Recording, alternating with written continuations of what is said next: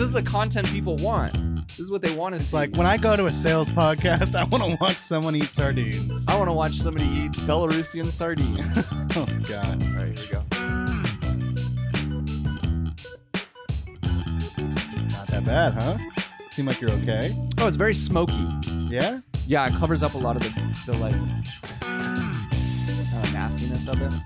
You know, all the smoke really covers up the gross. Don't seem well. Hi, everybody, and welcome to the Customer Engagement Lab. I'm your host, Travis Tyler. I'm here with the hip hop head, the guy that thinks he can rap, and maybe he can, maybe he can't. Patrick Downs. Yeah, what's up? It's Patrick. Don't talk into the mic all soft and deep voice like that. Who do you think you are? I just rolled in the studio. Well, speak up in the mic. What's up, everybody? It's Patrick I Downs. have to edit these audio levels later. Wow, okay. That was all a joke, though. This is my real voice. Hi, everybody. It's Patrick Downs. Nice to meet you. Welcome to the Customer Engagement Lab. So to kick off this episode, I'm going to show you a couple of TikToks, and I want to just get your quick reactions. And then we've got a bunch of other fun stuff planned as you're either listening or looking. We've got a bunch of food on the table. You're going to get to listen and watch us taste test a bunch of Belarusian food. And are you ready for these first few videos? Dude, yeah. I'm so excited. All right. Here This we is go. my favorite part of the show is watching these TikToks. Good. Apple because they're easy to understand and everybody gets it. Oh, If Simon Apple Sinek. were like everyone else, a marketing message from them might sound like this. We make great computers. They're beautifully designed, simple to use, and user-friendly. Want to buy one? Meh. And that's how most of us communicate. That's how most marketing is done. That's how most sales is done. And that's how most of us communicate interpersonally. We say what we do. We say how we're different or how we better, and we expect some sort of behavior, a purchase, a vote, something like that. Here's how Apple actually communicates. Everything we do, we believe in challenging the status quo. We believe in thinking differently. The way we challenge the status quo is by making our products beautifully designed, simple to use, and user-friendly. We just happen to make great computers. Want to buy one? Totally different, right? You're ready to buy a computer from me. All I did was reverse the order of the information. People don't buy what you do, people buy why you All right. So I agree with that guy at the end. do you agree with Simon Sinek there? I know that for some, like I've been following Simon for 3 or 4 years, so this isn't necessarily anything groundbreakingly new for me, but this does relate to the conversation that we had with Sergey. Yeah, I do. I saw this video a while ago, and it's one of those things where I've been trying to figure out how we could make this a thing in B2B. Because I get it in consumer sales. It's like, yeah, people are looking for a purpose, but you're selling to a person. When you're selling in a business, you're selling to like a conglomerate of people. So it's harder to sell a why because it's like a bunch of different voices and brains that are coming together to make the decision. It's a valid point. They might be like, if the whole point of this is like, understand your why, sell with your why. But with that many people in the equation, they're going to be like, what is this for? What is this? Yeah, and it can work to some extent, especially in smaller businesses, because a why sale helps you capitalize on impulse, right? So it builds impulse. It's like, oh, I'm like this person. I agree with their message. I'm going to buy it.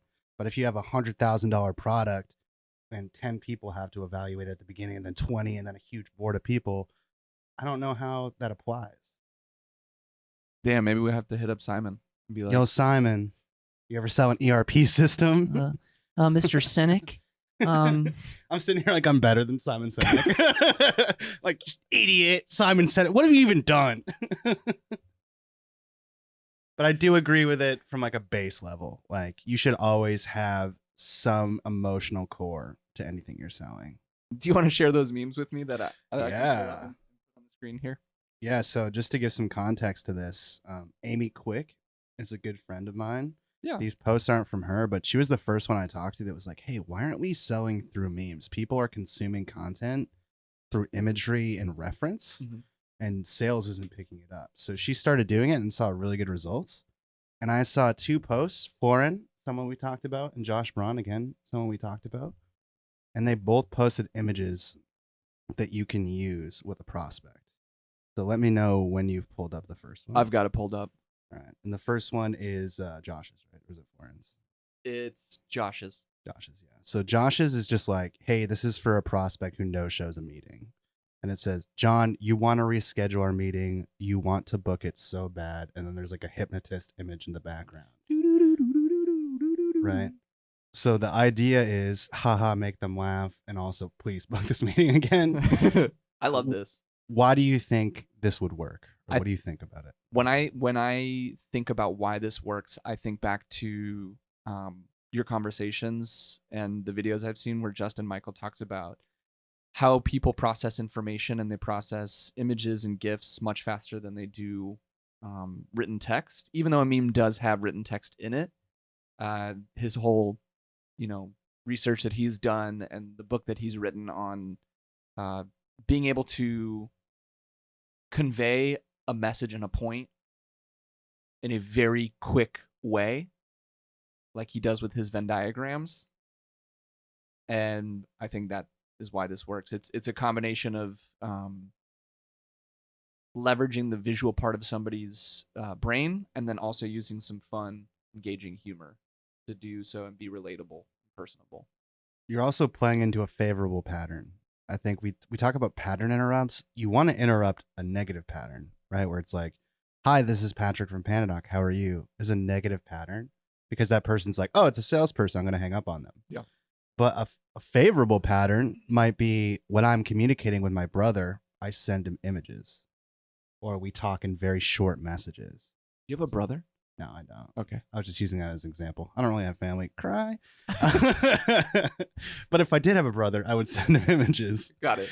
And if you can, as a salesperson, tap into that, you're going to be reminding them of how they communicate with their friends and family instead of this stodgy email, which is why I think this should be tried at the very least. Let's go to the next one. You got it. Let me pull it up. So Floren's is cool because this is less theoretical. Josh's was like, hey, use this and let me know what happens. I think it'll be great. Mhm. But this is something that Floren has actually tried. He tested this as their second email, which was step 4 in their cadence. And right now it's got a 40% open rate, 4% reply rate, and 200 deliveries, which is pretty good, especially for how cold these leads are. The open rate has nothing to do with the meme, though. No, Not really. 4% reply rate as a second email is good on a cold. These are people that don't want to talk to you. Wow. And just to give you reference, an average sequence gets about 1% response rate. Gotcha. Did you, for the listeners, did you describe what this meme and this email looks like? So the meme has some text and the image. The first part of the text is, ever feel like this when an RFP, request for proposal, comes through? And there's a huge boat that says 300 questions RFP due in 3 days, and then a little boat that says my bandwidth.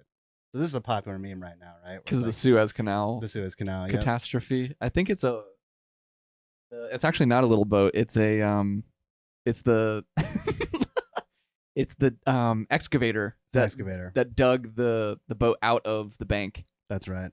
It's so small. But yeah, it says my bandwidth. So it's funny, and it also references a thing that people know. Mm-hmm. And the more you can make connections to things that people understand, it's cool. It's why we talk about current events on the podcast. It's why a lot of shows like The Daily Show that do that are popular. Because if people go, oh, I get it, that's a really nice thing in your brain. It releases nice chemicals when you understand stuff. So is this a positive pattern interrupt? Yes. Gotcha. Well, I'd say it's playing into a pattern.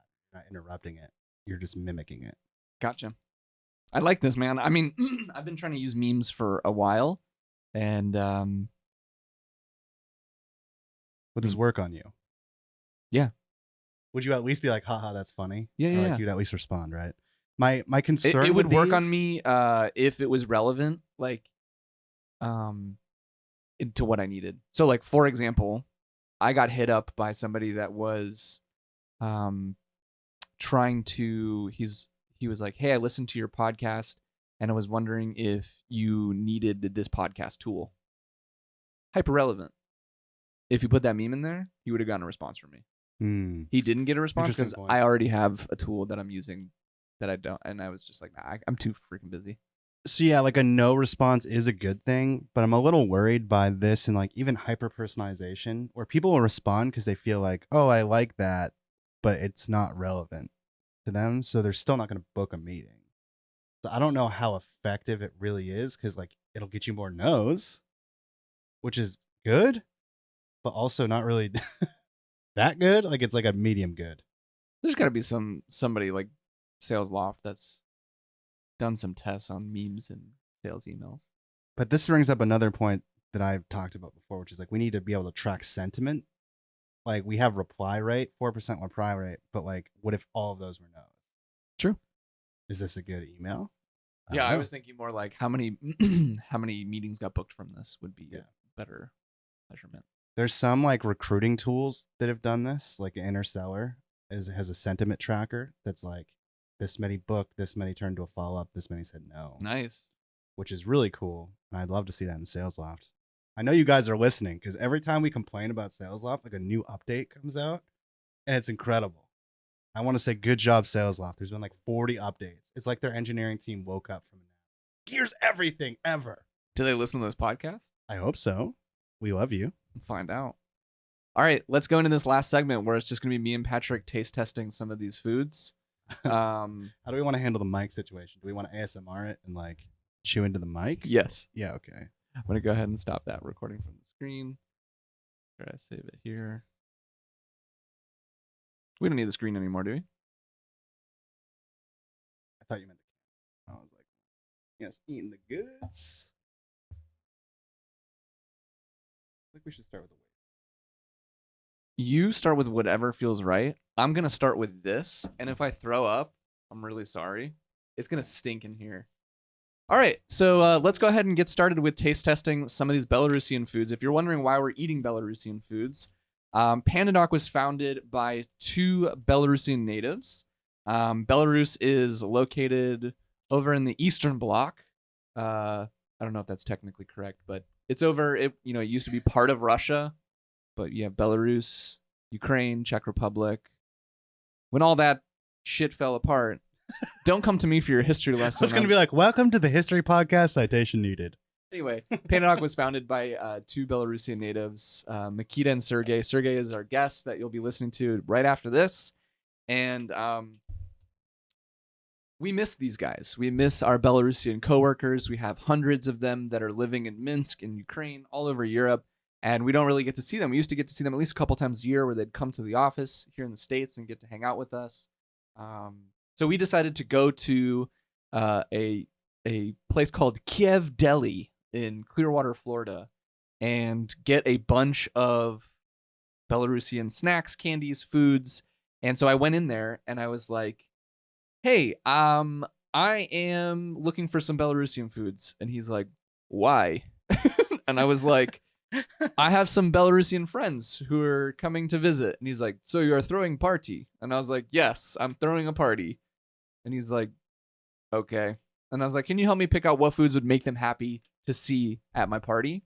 And this is where we landed. And then we found out, that like none of these are actually Belarusian. I know, yeah. Oh, this guy was like, let me show you stuff that they won't know. He's like, they're Ukrainian. They're all same thing, the same area. Sergey was like, yeah, not the same thing. Where I got my history lesson from. So this one is Baltic sprats in oil.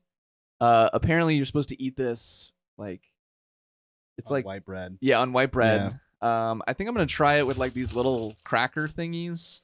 I can't believe you're gonna do this. Yeah, so I've got some. Like meanwhile, I'm over here eating vanilla wafers.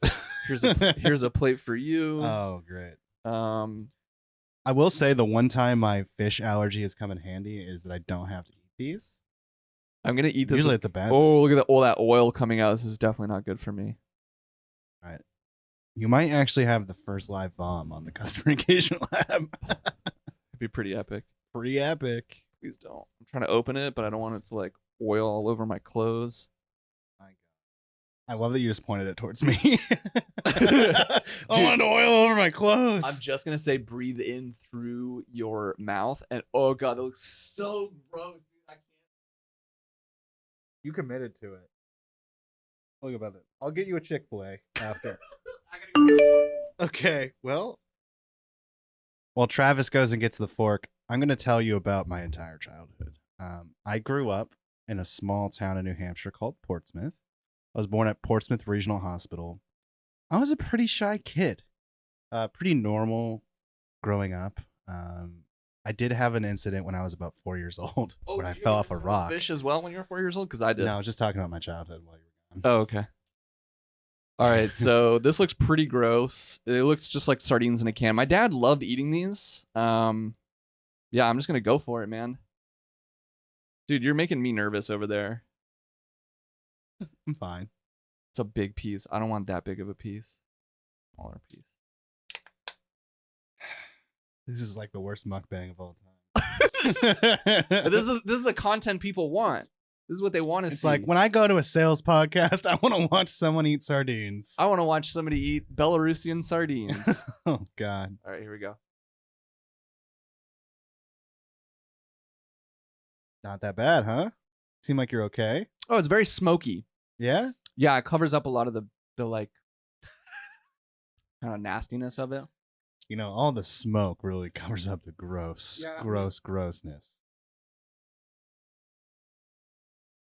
Don't seem well. He braved it out. I don't know if you're watching this or not, but he looked really fine. And then about 10 seconds in, there was a little fuck. That's gonna smell. Oh, I need to get. Let's wash it down with something different, man. All right, I got the wafers open. All right, let's go with these wafers. Go. So we know vanilla wafers. I mean, I'm assuming this is going to be pretty similar. Oh, really good, man. All right. What I like about Eastern European food is you can tell they just like don't use as much sugar. Why you say that? Because like every time I've eaten Eastern European candy and stuff, I'm like, oh, it tastes like American candy, but like way less artificial. I would say that's accurate for this wafer. It's not Yeah. as like overpowering. Yeah. I think they don't preserve it as much, which is also why every time you eat something from there, it's stale. Because there's no preservatives. All right, so now I'm gonna break into these, just like mini bagels. I think you dip them into your coffee, which is picture of a coffee cup. So you have a chai tea, so. Yeah, well, good thing I have acid reflux. I All right, also really like the pretzel. next up is this candy that has a camel on it. And they're in the desert. All right. Probably like a nougat situation, I'm guessing. Do you want to try to pronounce what's on the label? I'll go for it. Capucum. Capucum. If that's phonetic, yeah. The Sergey Russian told us yesterday that that's not. You know, the Russian alphabet, it doesn't like track that. Like P is usually like an R. Cool. So it's like something like that. It's like, and Patrick was fired. This will be a funny segment for people to listen. If people are not watching the podcast right now, they're gonna be like, "Why am I just listening to chewing sounds?" And they're like, "Yeah, I like this one." No, I like this one. Two dumbass Americans are I like, just heard "No, a this guy funny eat a thing is good, sardine." dude." We're here with the special guy. I think you might have heard of him. Sergey? I think it's the co-founder of PandaDoc. No big deal. I have heard of PandaDoc. Yeah. Sergey, welcome to the show, man. We're glad to have you. Thanks for coming on. You're a busy man, and we appreciate it. We're gonna have some fun with you, mispronouncing Russian candy that I brought to the show today. So thanks for coming. Yeah. Hi, guys. Thanks for having me. I went to a Eastern European grocery store in Clearwater, Florida, and I bought a bunch of stuff. We're going to eat some of it today. Let's start with the cow candy that I accidentally called Kopo. You can call it Babka? Yeah. It's Okay. definitely not that for cow. Kababka! They're going to say babushka. I was like, I'm not eating my grandmother today, no matter how much you want me to do it. So it's spelled in Russian. That's why. So if you spell it in English, it's korovka, but it's cow. in Russian. Gorovka. Yeah. Gorovka. I assume this is milk chocolate. No, I'm I gonna think go it's for it. kind of like a nougat or something like this. It's more like the caramel type of thing. It has like a marshmallow inside. It has like a chocolate outing. That's That's pretty a good. fancy one. Oh, shit. Yeah, this is like an Eastern European Three Musketeers bar, pretty much. It's quite good. Sergey, I'm going to try to pronounce your last name, and you can tell me if it's right or wrong, okay? Go ahead. It's Sergey Barysiuk. Bingo. I got it? Yeah, it's pretty good. It's close. I would have said Barysiuk, but Barysiuk, yeah. Barysiuk. Oh yeah. shit! All right, try to I one had a Like little to- bit of inside info. Yeah, I kind of like the tell this to people, like it's fine, like it sounds very close, it's okay. Okay. So are you ready to do some rapid fire questions? There are only 2 rules. 1, you have to answer honestly, and 2, you have to answer very quickly. You can't think too much about your answer. 1-word answers are totally fine. Does that sound good? Let's try it. All right, man. Let's do it. All right, I'm going to kick it off. Patrick, you sent me a bunch of questions that you had. I'll let you ask some of those, and I'll ask some of these ones, okay? We'll go back and forth. Okay, let's start off with an easy one. Sergey, do you think that this podcast is a complete waste of your time? Yes or no? Not really. Kind of enjoy it. Good. All right. Off to a Patrick, strong your start. question. Sergey, what was the scariest part of building your own business from scratch? I think not knowing what's going to be next. So that's always the case, especially in the very beginning. But I think that's part of the fun as well. So I was going to say, as a follow-up, what part of it was surprisingly fun that you weren't expecting? I would just enjoy the process. So I enjoy the process, and the more you do things, the better you are, and the more you enjoy it. Specifically, like if we're talking about building products, that's my passion is. My next question is, what is the most annoying part of working and doing business in America? I don't know. I don't necessarily see any annoying parts doing business in America or anywhere else. And the reason why, because I don't touch this part. Good answer. Yeah, I was going to say, like, I don't know, like a common misconception is like Americans are either workaholics or they complain and they don't really do anything. Like, at least that's my perspective as an American. And after working with like a lot of Eastern Europeans, people in Belarus, people in Ukraine, they work so hard and they never complain, at least to me. So I was just curious if that was like consistent with what you see. I think like it depends on people. Like there are like people are so kind of like different at the same time the same. So and you see the same patterns like everywhere. I think it more depends on people than the culture. And in fact, like when the people ask me like, okay, what's the most, I don't know, like the important cultural difference between Americans and Eastern European, I don't find that much like of a difference. And I don't know why. Maybe it's just like my perception. When I talk to people, I see people in people, you know? Like I see the same kind of like the interest, I see the same passion, I see the same problems. And maybe there are like some slight differences like in the culture, but I see way more common than the different. And I know some other people where they see like completely different things, right? So they see like more differences than the commonalities. To me, I think like my personal adaptation when I moved to US was like extremely quick. I didn't notice like, and it's funny because like I'm not extremely social person, I should say, but for me it was, I mean, quite easy. But one thing what I noticed in Americans specifically is they recognize like how you affect their lives, and they are like appreciative of this. So they appreciate that you like help them to build career, etc., etc. Like I see this, and the people say this aloud. That's another thing, and that's like that's what I see like as a difference. So people don't hesitate to praise people and give the credit back if it's due.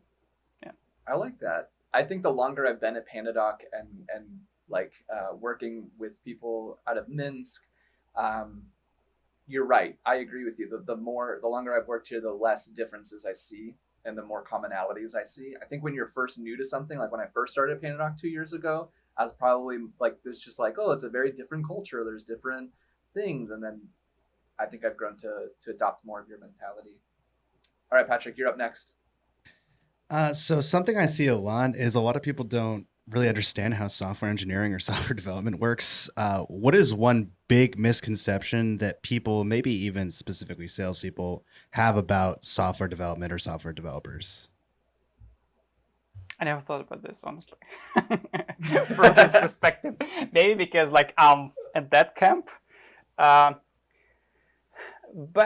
I don't know. Like I think maybe it's how the overall process of the creation this thing works, because it's quite complex right now. Like in the current environment, so there's cloud, there's like tons of things, especially if you have a product and customers, how you do things, how you experiment, how you roll them out, not to break the whole thing, and some other things. Like it's a complex process, but I think it's from another camp, it's the same relevant for sales process. How does it work? Like, do you call and like sell? Like, but it's like that it's like kind of like more complex than this, right? So it's like a lead scoring mechanism, like CRM, like cadences and all this stuff. That's the same type of thing. And what's the misconception? I don't know. I never thought about this. I'll be honest. The reason I ask is because oftentimes you'll hear salespeople, it's like, why can't we just build this feature? I'm like, oh yeah, I don't think it's that simple. Yeah, right, Patrick. But like, why can't we just sell this on mailing contract? Exactly. That's kind of like the same type of question. We can, but it requires some like investigations, like building house. Like you can, but like it takes time. Love it. Thank you. What are some of the startups, or maybe not startups, maybe they're scale ups, or maybe they're even beyond, that you look up to, Sergey? I look at many products and for different reasons. Some of them is kind of like I like the culture and the mentality, how they develop the product. In some companies, I like the customer centricity and the approach, how they work with the customers. At some companies, I like technology, like what they do specifically and how they solve the problems through technology. At some companies, I like design and like how they implement the visual aspect. And I follow many companies, but I don't necessarily have an idol. I would like to be, I don't know, like similar to. It's a little bit, cherry picking all this, the best practices from different companies. But I think the most interest I have is how to solve complex processes through the simple solutions with a nice UI and UX. It's kind of where I have passion. So maybe it's I don't know, like when you dig into data and you mine some insights, those type of companies, when you optimize the very complex process, but in a simple way. I cannot give you specific names though. No problem. I would say that some that come to mind for me that I've been looking up to recently, Airtable, Shopify. I just really like what they're doing at least from a marketing perspective. That's where my head's at. I like just the way they're doing their product marketing, especially. And that would be for me. Do you have any, Patrick, that you idolize maybe from a sales standpoint, or? Chili Piper and Gong, I think, are the ones that I look to the most. Yeah, Gong is pretty cool. I think that in the productivity is Notion and Coda. So they're doing some of the things like in a very interesting way, and the way how they do, like how they're organically growing. It's quite interesting as well. Zapier is pretty cool. Product-led growth, that just like triggered my brain. What do you think about that as a concept? Is that originally what you were hoping to do with PandaDoc? I think that's what we at that time knew how to do.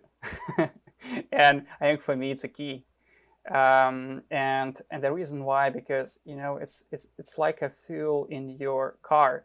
So you can step on the pedal like Salesforce, right? But if you don't have a gas, like it's gonna be, well, you will be moving, but like very slowly. So with the product-led growth, it's kind of like fueling your growth and helping you to move faster. It's kind of like adding more and more and more speed.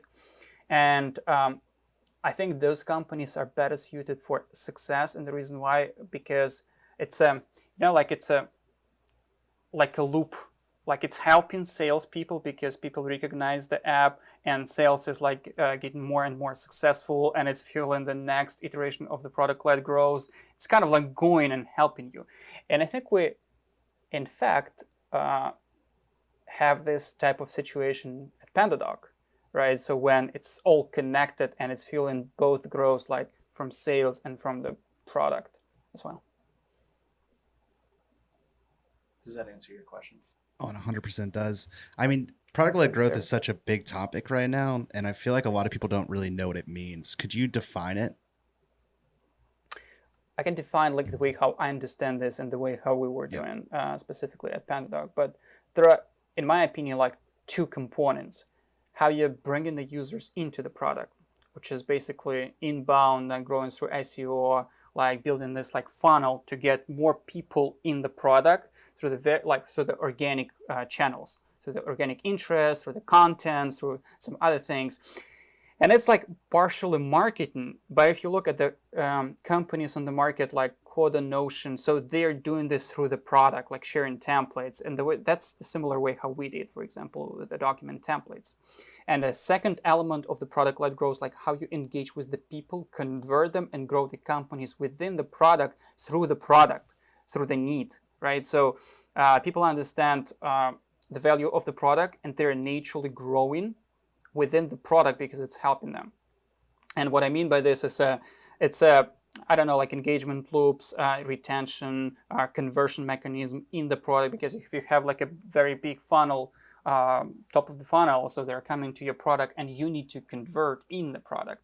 So you're basically optimizing a lot of processes around this funnel, as well as getting more people in the product, like the invitations, like paywalls and some other things.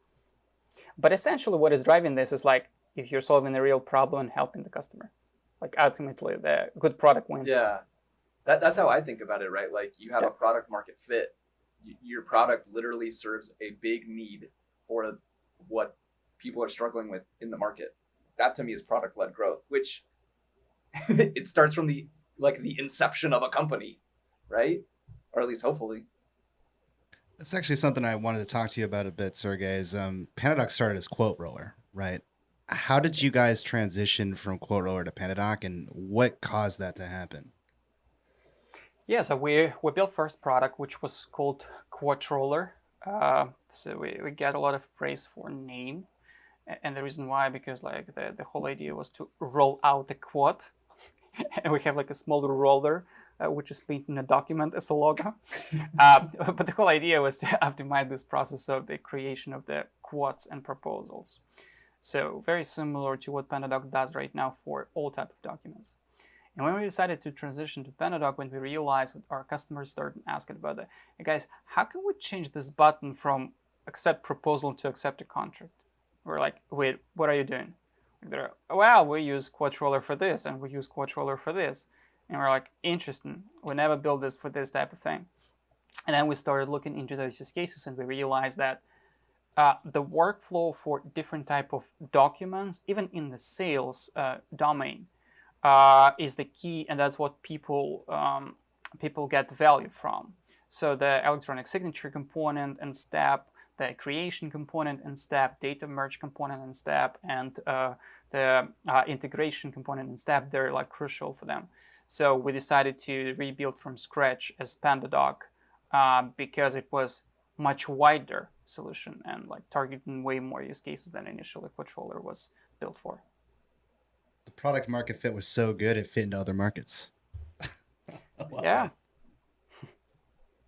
All right, I've got a random question for you that's not business related. What do you love most about Belarus?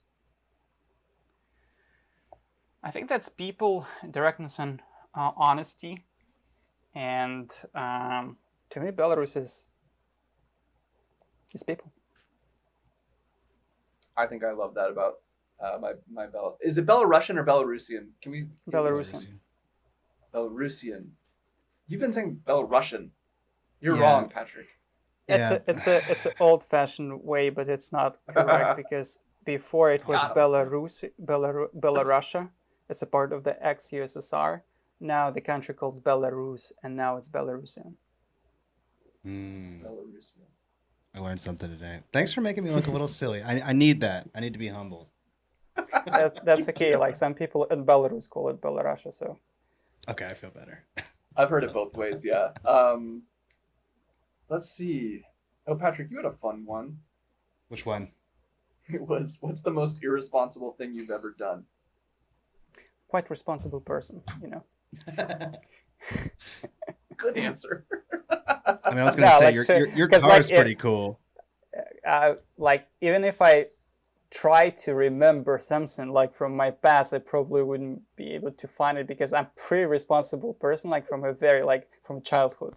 And some people actually mention it's like my teachers, and I didn't do stupid things. So, and maybe it's He's boring, like- but it is how it is.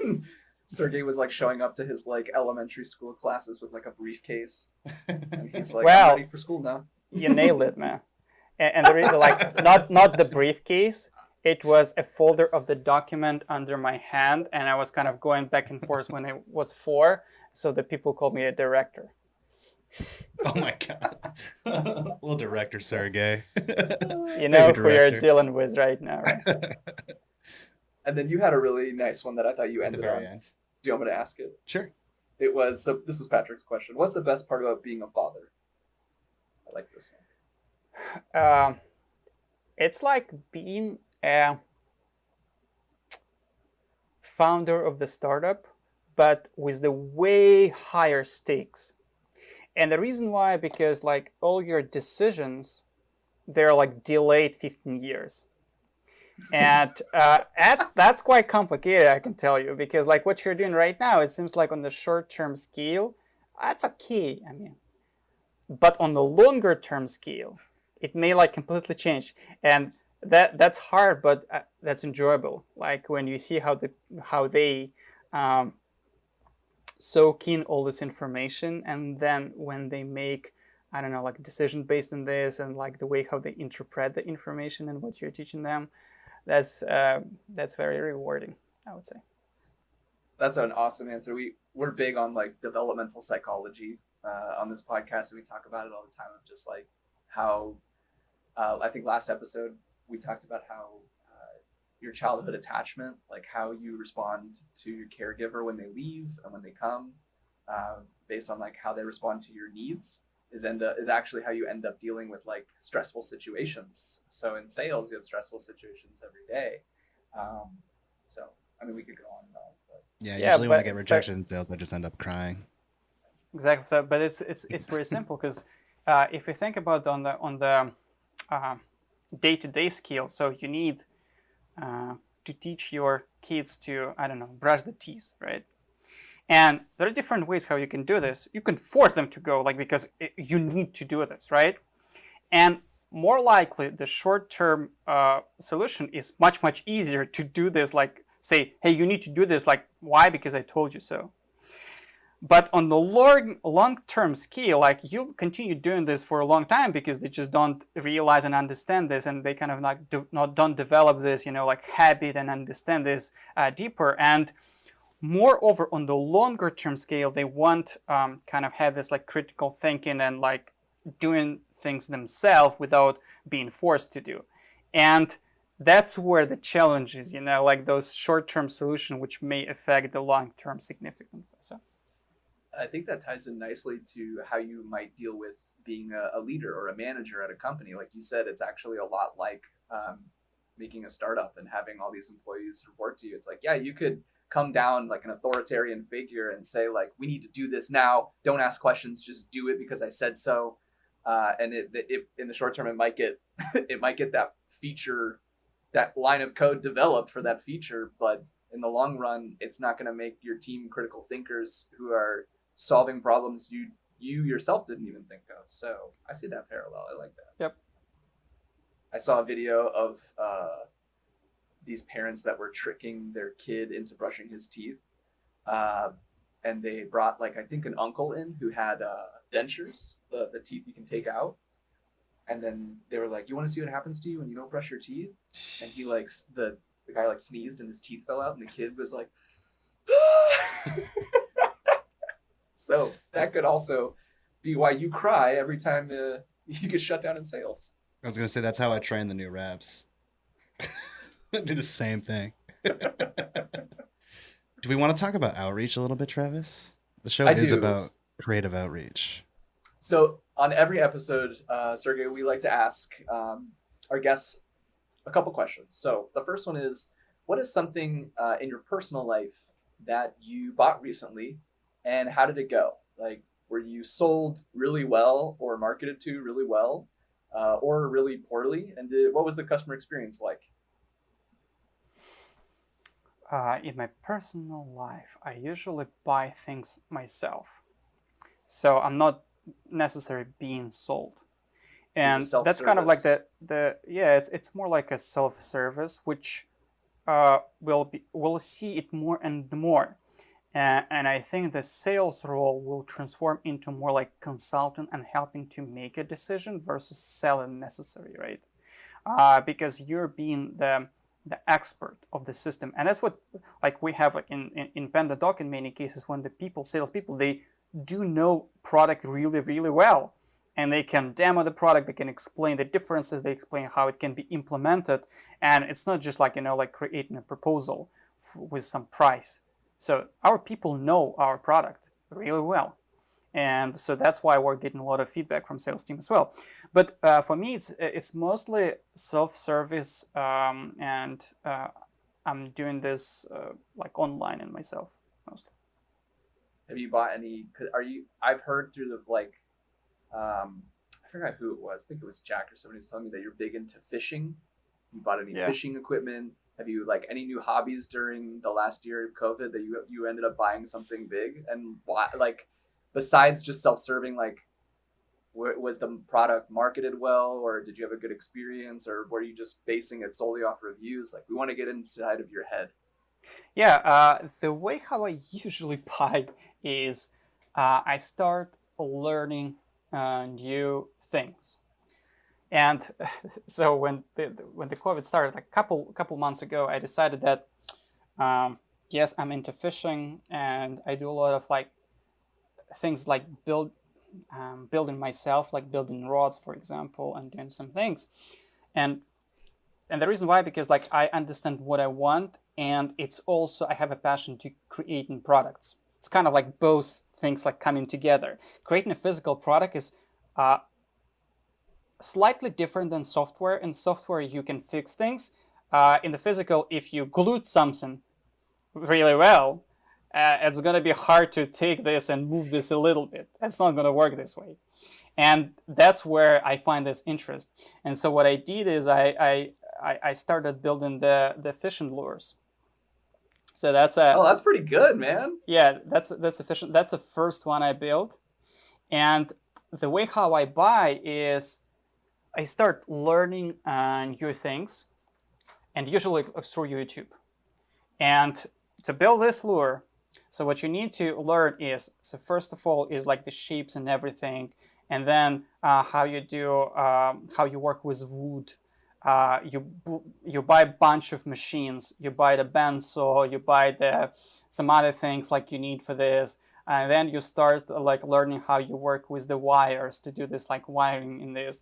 Then you learn how to do weights. And so you buy a melting machine. You start getting into metals and lead and some other things. But it's fun, and that's how I buy. So I bought like a 3D printer to do like prototyping. I bought some machining. I bought the heat press and some other things. Like they're small, but still. I bought some cutting tools, and that's pretty interesting. Yeah, that's crazy. I mean, I'm a pretty big fisherman. The fact that you're making the stuff you're on your own is like, that blows my mind. There was another question I had for you, which is, what is the most compelling or terrible sales email or sales call you've gotten? And can you tell us about how it went, what you liked or didn't like? I'll be very honest with you guys. I don't read sales emails at all. And I'm such a terrible buyer. I'm such a terrible buyer because like I just don't read them at all. I don't reply on LinkedIn. Like when it's like sale, kind of like if it's cold outreach, I don't reply to. I never reply to any emails sent to me like cold. I don't read them. And but let's say you were to buy a piece of software for your team. I'll go and research. And do it all self-serve. I think it may be one in a blue moon so the stars can come together when I'm looking something and I'm getting the email. Oh my gosh, yes. And maybe it happened like once, maybe twice, I don't know, but I don't remember this tool. Maybe I didn't buy, so that's why. But that's how like my brain works. I don't know, like I need to internally have this trigger to go and buy, but before buying and do research myself. I think that's how my brain operates. It's honestly how most people operate. It's how we're building our content marketing framework, to be honest. In the last couple months, we now create content based on inspiration, education, execution. So it's like when people are looking for something to inspire them, okay, they go to YouTube and they want to like see what guys are building in terms of like, fishing equipment. Okay, well then they want to learn how to do it. So they're going to read some in-depth article that has like images, videos, exactly how to do it, what equipment you have to buy. And then the execution stage is what equipment do I need to order off Amazon to start making my own weights? Like, so that's honestly how most people are buying, and that's how the shifting is happening. So, and that's where maybe I would love to talk to someone from sales and ask them the questions I want to ask, right? Because if they're knowledgeable, I would love to spend some time with them to talk about like, okay, what kind of equipment do I need to buy to make this mold the heat resistant, right? I can research this probably, but sometimes it's not easy. And that's where I can pick up the phone myself again and call to ask. And that's where I need help. Getting back to this. Yeah, I'm just trying to figure out like how do I get the consultancy. stars to align to get Sergey to read a sales email? Like, what spell do I have to cast to get one in front of you? I mean, I'm sure you've read one. Yeah, There's but gotta have been probably something I'm where you're like, exaggerating the thing, but I usually don't. Sorry, guys. What would you want to see? Like, let's say you already want to buy the product and you've determined that you're going to buy it, but a salesperson reaches out to you from that company. What would you want that outreach to look like? I think it should come at the right moment for me. And I think that's come at the right moment. Second, I need to understand that I can have a meaningful conversation with the person. And what I mean by meaningful conversation is if it comes at the right moment and I'm thinking about some sort of a system to buy, right? I have some probably ideas and questions. And what is important for me is that this person to be able to address those questions on the call. It's not kind of like a nice conversation, 50 minutes to qualify me and to pass. Like, I don't necessarily want to do this. But if the person understands the product and I can ask those questions, yeah, why not? And again, that's, I think, like how the sales org is built at PandaDoc, where you can have like extremely well and meaningful conversation with salespeople and they can help you to figure out the product. So. My last question is, what is your favorite word or phrase in Belarusian that you want to teach Patrick and I? So I can teach you, thank you. Let's go with thank you. This is important, right? It's Zakui. Zakui. Zakui. Zakui? Zakui, Zakui. I have no accent. It starts with D. Zakui. Zakui. Zakui. Good. They have that in German too. It's like a Perfect. TS sound. Yeah. Zakui. All right. I'm just going to be saying that all day. Zakui, Sergey. Zakui for coming on to our podcast and hanging out with us. Just keep being you, Sergey. You're a big light in the world, man. Thank you for being on here. It was great talking to you. Thank you guys for inviting me. Thanks for hanging out with us today on the Customer Engagement Lab. For more of Travis and Patrick's chaotic energy, subscribe to the show in your favorite podcast player. If you're listening on Apple Podcasts, you would make our hearts smile if you left a super quick rating of the show. Just tap the number of stars you think the show deserves. It'll take you 2 seconds, I promise. Till next time.